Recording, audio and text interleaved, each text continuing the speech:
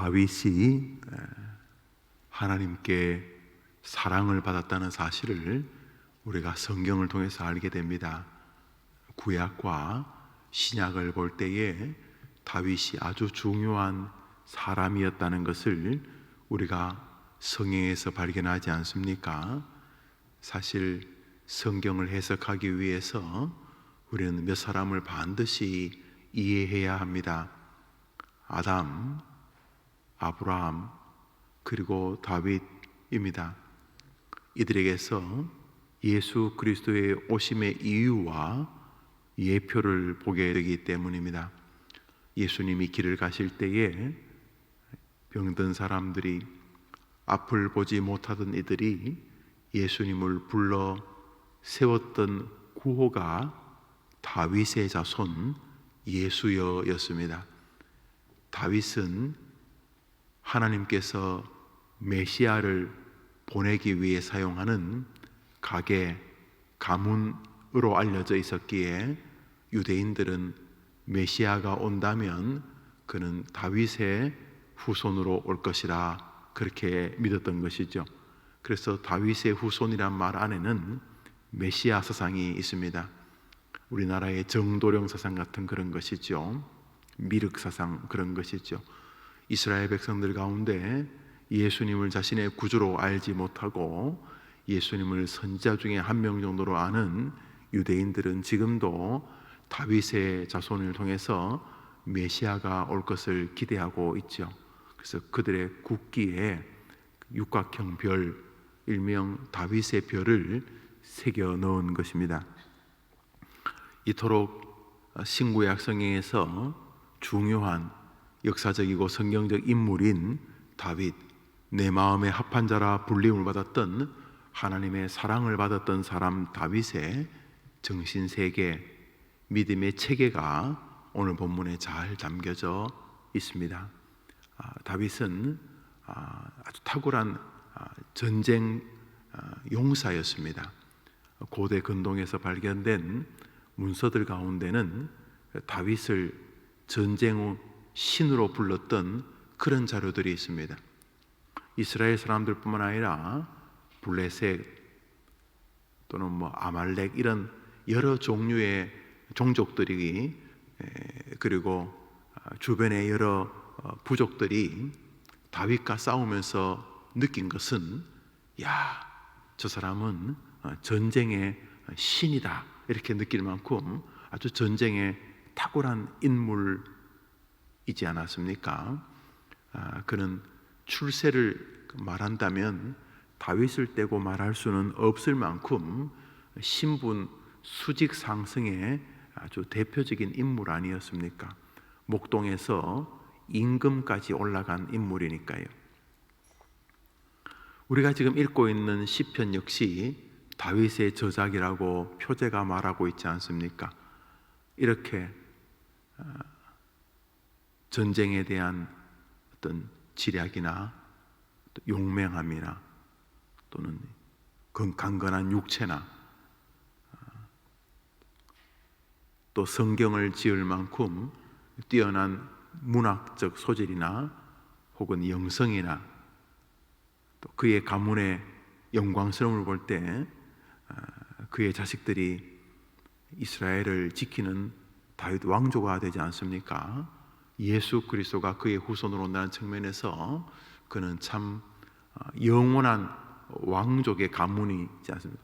우리가 노래 부르죠. 왕이신 나의 구주 그리스도, 이렇게 말하면서 예수 그리스도를 왕으로 우리가 고백한다면 예수 그리스도의 왕조는 이시 조선 500년, 그런 500년의 영원토록 왕족이 되니 이 얼마나 놀라운 인물입니까?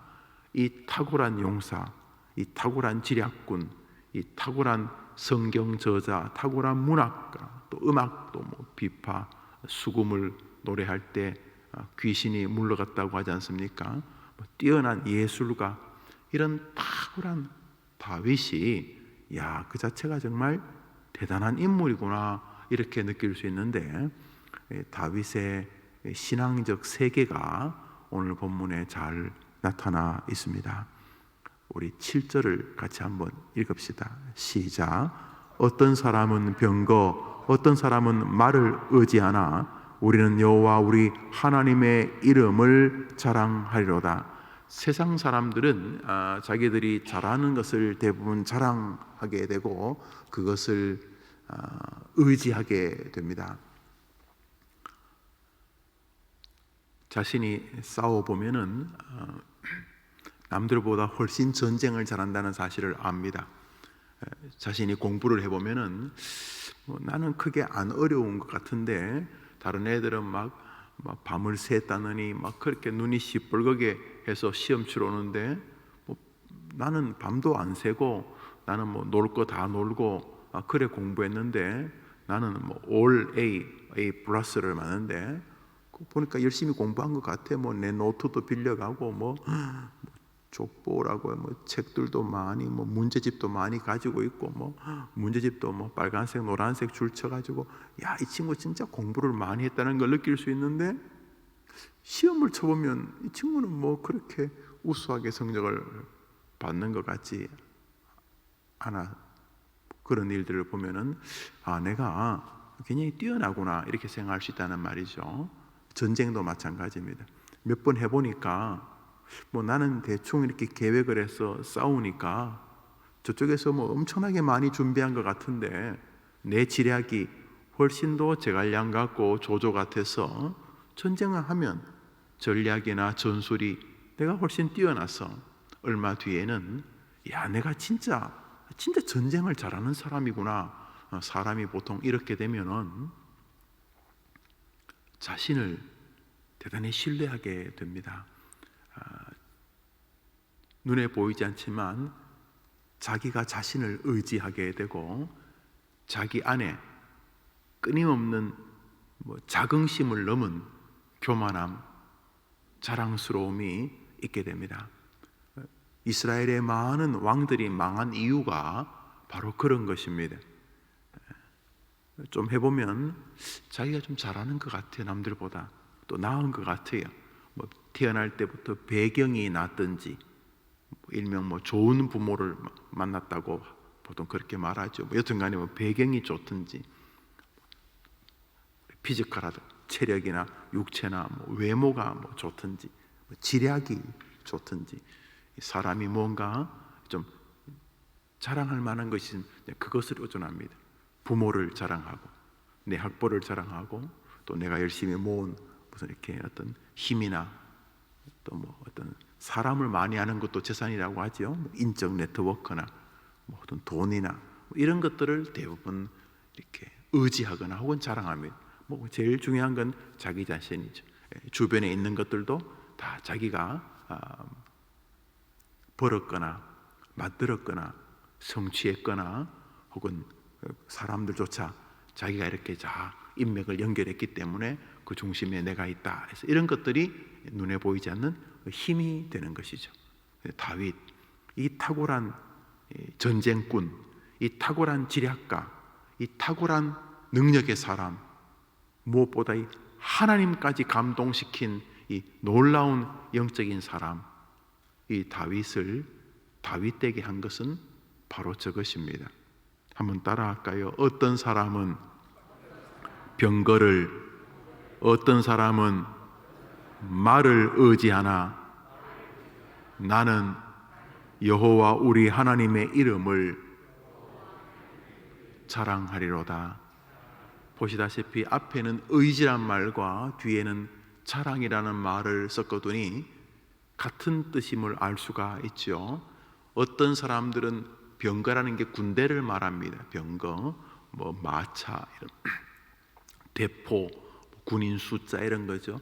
어떤 사람은 그런 걸 의지하고 어떤 사람은 옛날에는 참 말이 중요한 탱크 같은 전쟁 도구죠. 나는 말이 수천 마리가 있다. 다윗의 군대는 몇 명 되지도 않지만 우리는 말이 수만 마리가 있다. 이렇게. 어떤 사람은 병거를, 군대의 많음을, 어떤 사람은 무기의 많음을, 말이 많음을, 돈이 많음을, 자기 어떤 능력이 많음을 자랑하지만 나는 내가 의지하고 내가 자랑하는 것은 오직 하나님 한 분뿐이다. 우리 하나님 안 변하시니 오늘도 그 하나님 의존하면 다윗을 지켜보셨던 은혜를 우리에게 주실 줄 믿습니다. 그 의지의 방법의 대표적인 것이 무엇인가? 마지막 절을 읽겠습니다. 9절입니다. 시작. 여호와여 왕을 구원하소서. 우리가 부를 때에 우리에게 응답하소서 하고 이 시가 끝나는데 한번 따라 해볼까요? 우리가 하나님을 부를 때에 우리에게 응답하소서. 하나님을 부르는 게 대표적인 행위로 드러나는 것이 무엇입니까? 기도입니다. 사실은 시편 자체가 큰 기도문입니다. 오늘 읽었던 성경 시편 20편도 기도이지만 오늘자 날주는 20편, 21편을 읽도록 권유하지요. 시편 21편 1절을 읽겠습니다. 시편 21편 1절입니다. 시작. 여호와여 왕이 주의 힘으로 말미암아 기뻐하며 주의 구원으로 말미암아 크게 즐거워하리이다. 여호와여라고 부르지요. 아버지여, 하나님이여 라고 부르는 신앙적 행위가 무엇입니까? 기도입니다. 세상 사람들은 그런 것들을 의존하고 의지한다는 말은 은근하게 자랑한다는 것이죠.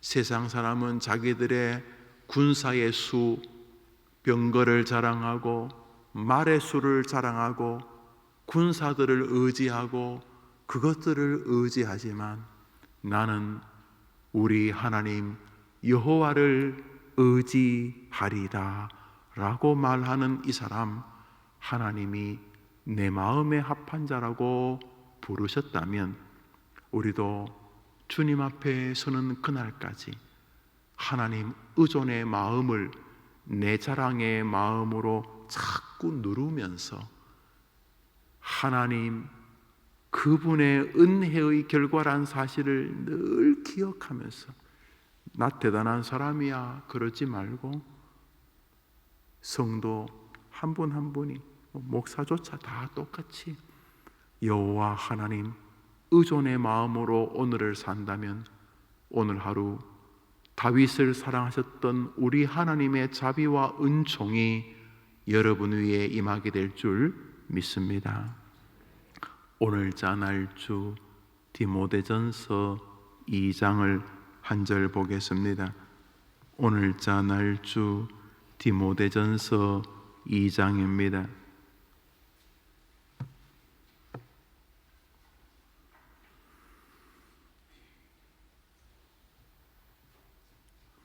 1절과 2절입니다. 디모데전서 2장 1절과 2절입니다. 읽읍시다. 시작. 그러므로 내가 첫째로 권하노니 모든 사람을 위하여 간구와 기도와 도고와 감사를 하되 임금들과 높은 지위에 있는 모든 사람을 위하여 하라. 이는 우리가 모든 경건과 단정함으로 고요하고 평안한 생활을 하려 함이라. 아멘. 다윗이 기도를 했었어요. 하나님이여, 세상 사람들은 오만 잡동사니를 의지하지만은 나는 하나님만을 의지합니다.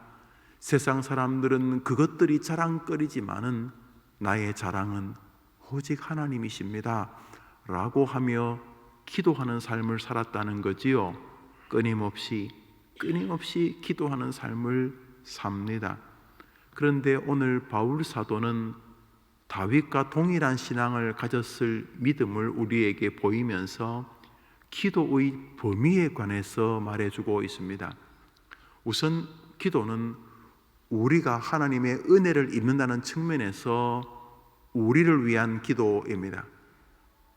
가령 하나님의 영광을 위한 기도 역시 하나님께 영광을 드리는 것이 결국 하나님이 기뻐하시는 것이고, 하나님이 기뻐하시는 것이 결국 우리의 삶의 가장 충족적 이유이기 때문에 결국 하나님의 영광스러움을 위하여 사는 것이 결국 우리의 복이다, 이런 의미에서 기도의 최종적 결정은 우리의 영적 육적 즐거움과 뗄 수는 없습니다. 어떻게 너는 너만 위해 기도하냐, 이런 말은 말이 안 됩니다. 왜냐하면 우리가 다른 거룩한 존재, 다른 이들을 위한 기도 역시 그 모든 기도의 수혜자가 결국은 우리이기 때문입니다. 하나님을 영화롭게 하고 그분을 영원토록 즐거워한다는 웨스트민스터 소유리 문답 1번의 물음 역시 사람의 목적이 하나님을 기쁘게 하는 것이죠. 하나님을 기쁘게 하는 것이 왜 우리에게 사람의 목적이 첫 번째로 될 수 있냐면, 그것이 결국 우리에게 본질적인 기쁨을 주기 때문이라는 것입니다. 금방 느끼는 기쁨도 있지만, 그랬구나, 부모님이 그래서 그렇게 하셨구나, 결국은 그게 나 잘 되라는 것이구나, 우리가 깨닫게 되는 것처럼 기도는 결국 최종 수혜자가 우리에게 돌아오게 되는 것이죠. 다른 사람을 위한 기도, 하나님의 나라와 영광을 위한 기도 역시 본질적으로 우리의 영혼의 각성과 우리의 삶의 축복의 동인이 되시는 하나님을 기쁘시게 한다는 측면에서 수혜자가 결국 우리라는 사실을 알 수가 있습니다. 오늘 본문 디모데 전서 2장에서 바울은 기도를 하되, 기도하죠. 우리 자식을 위해 기도하고, 사역을 위해 기도하고, 자기의 건강을 위해 기도하고, 또 자신의 또 중요한 이들을 위해 기도하죠. 가령 여러분 자녀를 위한 기도도 여러분을 위한 기도죠. 왜요? 자녀가 불행하고, 자녀가 괴롭고, 자녀가 슬퍼하는데 나는 아무런 상관이 없다면 자녀를 위한 기도는 아주 거룩하고 고매한 희생일 것입니다. 아니죠. 자식이 괴로워하고 슬퍼하는데 내 마음이 붙어 있습니다. 그래서 하나님 자녀를 축복해달라는 기도는, 오늘 이제 몇 시간 뒤에 어머니 기도회를 하지요. 자녀를 위한 기도는 정말 귀한 타자를 위한 기도죠. 아주 특별한 남이죠. 자식은 특별한, 남이란 표현이 자꾸 other person이라고 볼 수, 그렇지 않습니다. 자식은 나는 아니에요. 자식이 배고프다고 내가 배고프면, 내가 또 밥 많이 먹었다고 자식이 배부른 건 아니니까 남은 남인데 하나님이 특별하게 붙여놓은 아주 탁월한 사람이죠. 얼만큼 탁월하냐면 얘가 아프면 나도 아프는 이 특이한 존재죠. 그런데 자식을 위한 기도도 사실은 남을 위한 기도죠. 내가 아니란 측면에서. 그러나 이게 남만을 위한 기도가 아니라는 것은 이 아이가 괴로우면 나도 괴롭기 때문에, 이 아이가 행복하면 나도 행복하기 때문에 결국 자녀를 위해 흐느끼고 기도하는, 그래서 예수님이 예루살렘의 여인들을 향해서 나를 위해 울지 말고 너와 너의 자식을 위해 자녀를 위한 기도를 요청하셨던 것은 결국은 그것이 그녀들을 향한 복이기 때문입니다. 지금 여기 중요한 교리가 있습니다. 자녀를 위한 기도 역시 결국은 우리를 위한 기도라는 사실과 붙어 있는 것이죠. 자식이 사경을 헤매는데 나는 평안한다든지 아무런 불편함도 없고 마음의 슬픔도 없고 이거는 아무런 이렇게 내게 영향이 없다면 정말 자녀를 위한 기도는 숭고함 그 자체입니다. 나한테 아무 상관도 없는데 그렇게 눈물 흘리고 기도하니까 아니죠. 이 자녀를 향한 기도가 결국 나의 기도입니다.